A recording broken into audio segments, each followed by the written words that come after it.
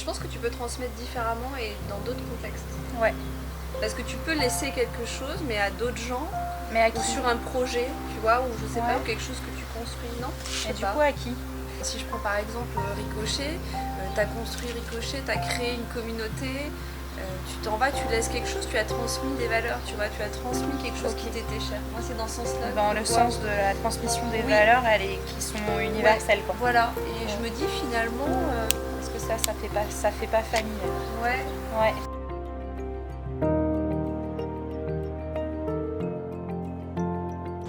Tout aussi bien l'éducation qui est donnée par les parents que le savoir enseigné par l'école est important. Voilà, on m'a dit un truc un jour, on m'a dit élever l'enfant, qu'est-ce que ça veut dire? C'est-à-dire qu'on élève l'enfant et on ne dit pas éduquer un enfant. L'éducation, il disait que c'était l'éducation nationale, l'école, etc., l'enseignement. Mais par contre, en tant que parent, on élève un enfant. Donc élever, c'est le porter vers nous. La première école, c'est les parents. Mais après les parents, il y a des écoles qui se suivent. Et c'est pour compléter l'éducation et pour apporter ce que les parents ne peuvent pas apporter. L'école, ça sert à remplacer un peu les paroles pour apprendre. Mais elle est là aussi pour leur apprendre à vivre en société. Donc ça c'est un des rôles aussi de la famille. Et du coup, je trouve que l'école est là pour renforcer cet apprentissage. La première école, c'est les parents, mais ce n'est pas suffisant. Donc l'école complète l'éducation. Et après, la vie de tous les jours complète. Donc il y a trois éléments qui nous éduquent, les parents, l'école et la vie de tous les jours. Ils apprennent, c'est sûr, ils apprennent beaucoup à l'école, mais ils apprennent pas tout. Ils apprennent pas tout, et même des fois, il y a des choses qu'ils apprennent, ils se posent des questions, mais bon. Nous, après, on est là pour rectifier le tir à la maison. Ce qui manque, on est là aussi pour ça. Si, oui, ça joue un rôle quand même, l'école, oui. Je me dis, si on n'est pas derrière, qu'est-ce qui se passe en fait? Alors, moi je me repose pas tout sur le privé parce que ce serait une erreur de dire bon ben voilà, c'est bon, je paye, voilà. Mais d'un autre côté, je me dis, il y a les parents qui jouent leur rôle et pour moi il y a l'école qui doit jouer son rôle. Et le rôle, je suis désolée, mais pour moi il faut être ferme, faut donner un cadre et une régularité. Voilà. Je pense qu'il faut pour bien apprendre à l'école et il faut avoir une bonne éducation à la maison. Les deux sont liés en fait. Et inversement. Mais c'est pas une cour à l'école d'éduquer les enfants. Je crois pas que l'école soit là pour faire l'éducation des enfants. Je crois qu'ils sont là peut-être pour enseigner, essayer d'apprendre quelque chose aux enfants, parce que je trouve que c'est quand même beaucoup d'ouvrage de fond qu'on apprend plus dans la vie à l'école. Ou dans les bouquins, on peut se mettre dans des bouquins, on peut apprendre beaucoup de choses. Mais non, je pense que c'est pas le rôle. Est-ce que je vais mettre mon enfant en école privée? Est-ce que pour un autre cadre, justement d'autres fréquentations, un cadre, etc., etc. Donc on se pose beaucoup la question avec mon mari, mais la question ne se posait pas jusqu'à présent. Voilà, c'était sûr, dès le CP, j'étais derrière. Je voulais qu'ils comprennent ce que c'est que la valeur travail et les récompenses qu'il y avait derrière quand on fournissait du travail, l'effort en fait. Et en fait, c'était ça le plus important pour moi. Après, les notes, les résultats, bon, mais c'est pas grave, je dis on s'entraîne, on est là pour apprendre. Je fais, mais pour autant, pour moi, il y avait besoin de discipline et de rigueur, voilà. Donc l'école, c'est ça. Et aussi le fait d'apprendre, quand ils ont des bonnes notes, je dis, mais tu vois, ça sert à ça, d'apprendre à lire, à écrire, et en fait, qu'est-ce que tu en fais derrière?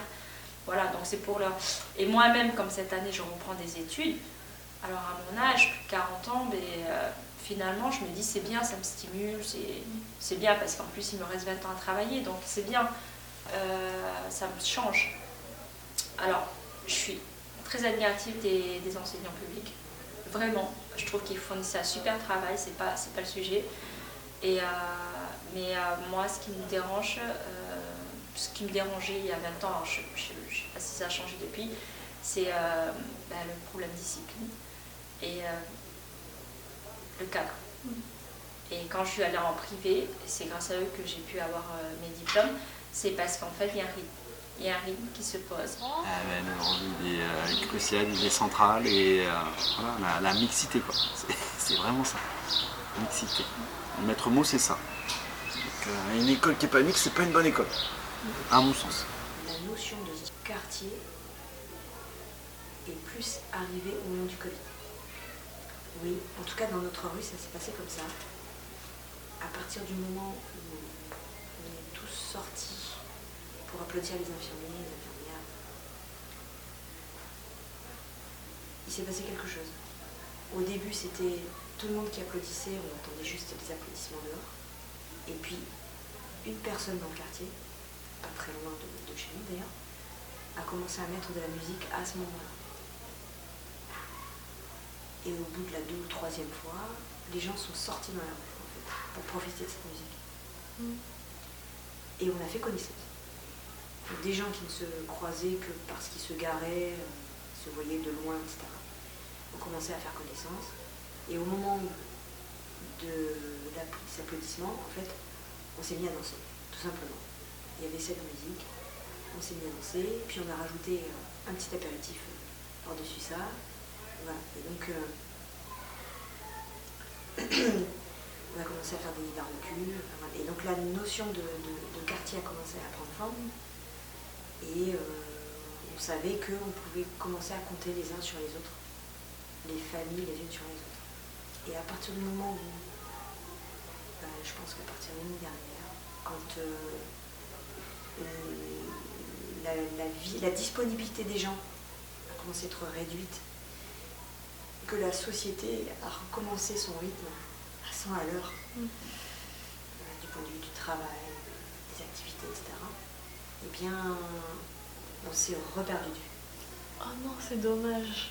À partir du moment où la vie des gens a repris à 100 à l'heure, l'économie s'est remise en marche, les activités, les enfants, etc., on ne sait plus que croiser et on a perdu cette dynamique positive. Même si on a gardé un lien, mais on ne se voit plus comme avant. Après, voilà, on a retrouvé du lien social à travers de Ricochet. C'était plus lointain quand Ricochet était plus loin, était dans des locaux plus petits. L'île était plus petite, peut-être qu'on ne s'intéressait pas suffisamment à tout ce que Ricochet pouvait offrir. Je pense même d'ailleurs, on en discutait entre maman solo justement ces derniers temps. On s'est rencontrés plus par l'intermédiaire de nos enfants, comme l'a fait l'école, qu'au travers de nos rencontres lors des débats ou des activités. Ça crée le lien que j'aurais bien voulu voir dans le quartier, dans mon quartier. C'est un peu ce qui est dommage dans les quartiers, c'est qu'il n'y a pas de place centrale où on peut se retrouver. Ouais. Je connais un quartier, Saint-Augustin, à Bordeaux, où il y a une place, il y a tout un lien social qui s'est créé autour de cette place, intergénérationnel. J'ai appris ça il y a quelques années. Et une dame qui vivait et qui me parlait de ça. Et la façon dont elle décrivait la chose, ça faisait envie. Ils avaient su créer là-bas ce qu'on recherche ici à Ricochet.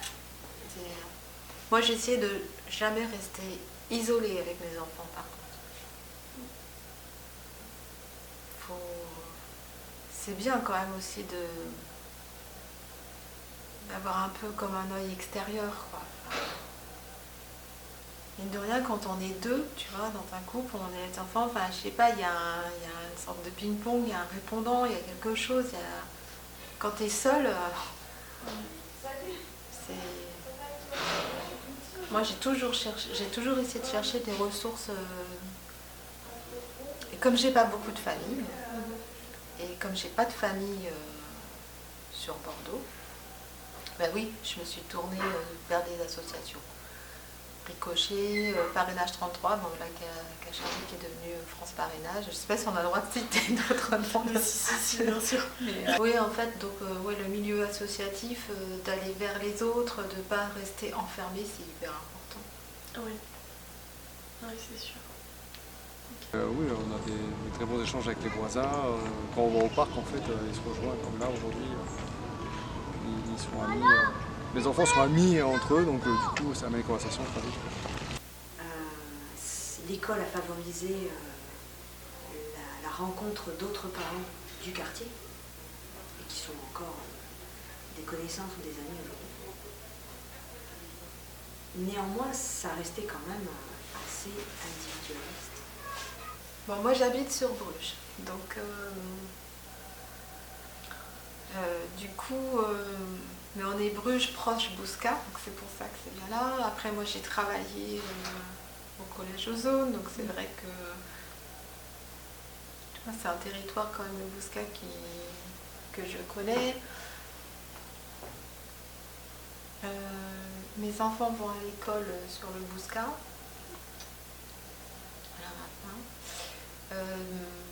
En termes d'association, une association qui a été très importante, nous, dans notre famille, c'est le PLEB aussi. Donc le patronage laïque de Bruges, qui, c'est pareil, c'est une belle association qui est hyper bienveillante avec les enfants. Au niveau de l'accompagnement, je trouve que la ville de Bruges aussi fait des choses intéressantes. Voilà. Oui, j'étais, ça fait moins d'1 an, mais je vois que les enfants, ils ont beaucoup de choses sur le plan culturel, sportif. Malgré que ma fille n'a pas encore trouvé un endroit pour jouer au basket au Bouscat. Ah ouais? Je pense pas. Au stade Jean Jaurès, ils disent qu'il y a des trucs pour le rugby, pour le hand, mais pas pour les baskets. Bon, en fin de compte, on verra. Il y a beaucoup de choses ici, alors que centre de loisirs, que ce soit les écus, que ce soit ici à Jean Jaurès, il n'y a pas ça. Donc il y a des choses à faire. Quand je compare et quand je regarde avec d'autres, il y a encore des choses à faire. Je sais pas trop, je m'y intéresse pas vraiment. Il y a un joli parc quand même, il y a des jeux pour les enfants. Je pense qu'on n'est pas trop mal. Je ne sais pas si j'ai vraiment besoin d'accompagnement. Oui, on se sent bien dans la commune de Bruges en tant que famille. Oui. Il y a tout ce qu'il faut pour pouvoir s'épanouir. Et est-ce que du coup le quartier répond à vos besoins? Donc c'est-à-dire les courses Ah, complètement. Ouais. C'est la raison pour laquelle on habite dans ce coin-là. Je suis issue, je crois que je l'ai déjà dit à vos animateurs, en fait, moi j'ai grandi avec les centres sociaux. Et en fait, je suis comment dire, j'ai été élevée par une maman célibataire. On est 4. Et en fait, j'ai grandi dans un centre social. Mes premiers livres ont été à la bibliothèque du centre social et j'ai passé mes après-midi à lire. Voilà, les J'aime lire, je ne connaissais pas. Et j'ai fait toute la collection des J'aime lire. Et en fait, toutes mes activités culturelles ou autres ont été au centre social. Donc moi, pour moi, le centre social voilà, c'est une grande importance. Maintenant, à l'époque, quand j'étais jeune, c'était quelque chose qui était pas cher pour ma mère. Et moi, j'avais accès à beaucoup de choses, mine de rien. Je faisais des aquarelles, je faisais de la mosaïque, des choses que je ne connaissais pas du tout, des activités créatives. Que de toute façon, à l'époque, moi, mes parents, ils m'amenaient jamais en vacances, il n'y avait pas de moyens. Et j'ai envie de faire vivre ça à mes enfants aujourd'hui. Mais la difficulté que je rencontre, c'est, si j'avais un besoin, c'est le prix. Alors je peux le comprendre parce que derrière il y a un fonctionnement, etc. Mais c'est le prix. Parce qu'aujourd'hui, je prive mes enfants de beaucoup d'activités. Parce que je suis freinée en fait. Je suis freinée par le prix.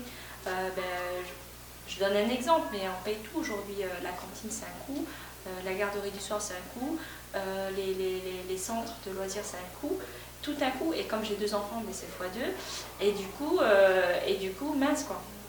Les pistes de bicross, les activités sportives, tout l'associatif qui tourne autour de l'enfant, il y a tout ce qu'il faut. Ah oui, il y a des crèches. Mais ça c'est crèche, voilà. Après ça a été des inscriptions à l'école, tout ça c'est. Oui, il y a des problèmes. Alors, après on a la chance d'être voilà, ici au Bouscat, d'avoir un gros un gros tissu. Voilà, tissu économique, tissu social, tissu. Donc ça c'est facilitateur. Mais oui, il y a eu des problèmes là. Et encore, on est au Bouscat. Si, il y a les problèmes des gardes aussi, quand on fait garder son enfant, même si la ville met quelque chose en place. Les mercredis comme on fait, le PS. Papa, tu veux quel?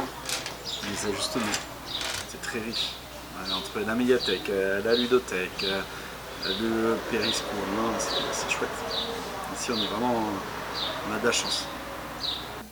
En fait, moi j'adore tous ces lieux de rencontres associatives. Tu vois, ça c'est pas des gens de ta famille, c'est pas... Et je les considère pas comme des personnes de la famille, je vais pas dire ça, mais c'est incroyable comment ces gens donnent pour les familles, je veux dire. Et puis, tu vois, c'est comme moi, l'association de parrainage, je trouve ça aussi extraordinaire. C'est des gens, tu vois, qui décident un jour de parrainer un enfant, de s'investir, qui vont vers l'autre. Enfin, tu vois, la famille, c'est obligé, quoi, tu vois. Des fois, tu vois, dans le sens famille juridique. Tu sais, ben voilà, quoi. T'es obligé d'être l'oncle ou la tante, tu vois, c'est un fait, quoi. Mais en fait, tu vois, t'as pas envie de s'occuper de gens, t'as même pas envie de prendre des nouvelles d'eux, enfin, tu vois, c'est... Voilà.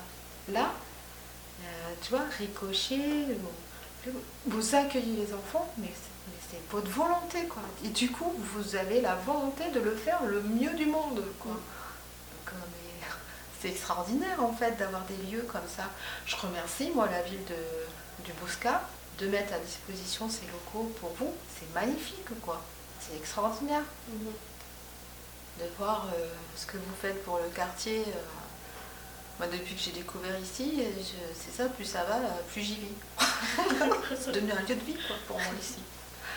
Donc, oh, c'est extra, quoi. C'est extra que les villes continuent à s'investir comme ça sur des associations qui aident les habitants à vivre. Oui, vraiment.